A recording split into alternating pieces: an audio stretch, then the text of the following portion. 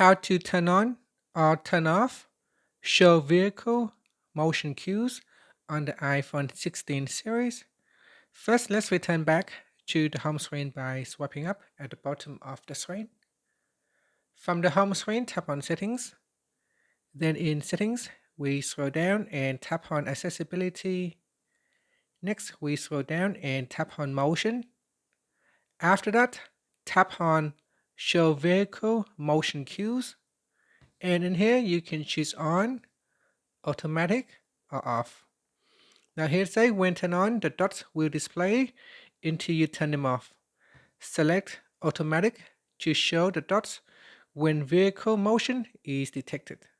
So select one of the options and then tap on the back key to go back to the previous setting page.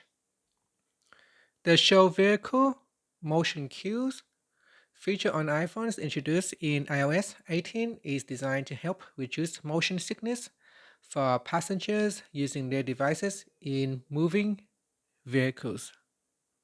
When you enable it, it displays animated dots along the edge of the screen that moves in sync with the vehicle's movements, such as turns, acceleration, and deceleration.